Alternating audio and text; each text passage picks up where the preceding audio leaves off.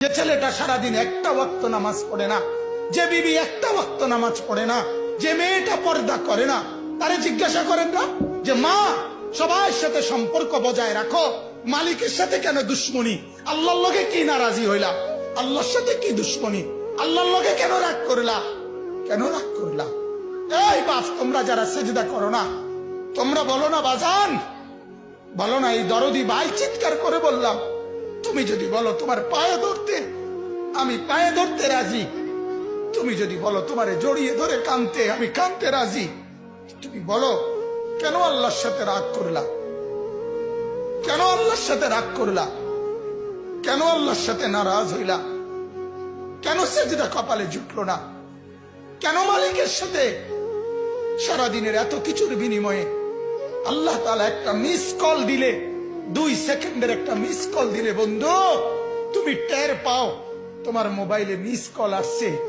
এত বড় মসজিদে 6টা মাইকের হরন দিয়া আল্লাহু আকবার বলে তোমারে ডাক দেয়, তোমার একটা বারো কানে লাগে না, বিবেকে লাগে না। তোর মতো সত্য ডাকাত, তোর মতো পাষাণ বেটার কে হইতে পারে? বেটা কথা বলেন না কেন? তুই ডাকাত, কত বড় ডাকাত! হ্যাঁ, এজন্য ইনশাআল্লাহ আল্লাহকে রাজি করব। বলেন ইনশাআল্লাহ। সেজদা করব তো ইনশাআল্লাহ। যুবকরা তোমরা বলো না ইনশাআল্লাহ। নওজোয়ান তোমাদেরকে বলি, আমার আশা ভরসার স্বপ্ন এই নওজোয়ানদেরকে জাগানো। আমি সারা দিন রাত চাই যুবকরা জেগে উঠুক, কারণ আগামীর পৃথিবী, গোটা বিশ্ব 2 ভাগ হবে। এটাই পৃথিবীর পুরা ভবিষ্যৎ। এক ভাগ পুরাপুরি দাজ্জালের অনুসারী কাফের, আরেক ভাগ মাহাদির অনুসারী ইমানদার। এই 2 ভাগে পৃথিবী অচিরেই বিভক্ত হয়ে যাবে।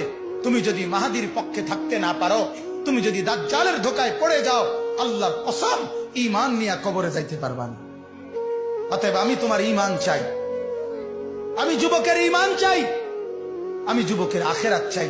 আল্লাহ তাআলা আমাদের প্রত্যেককে ঈমান আমলের দৌলত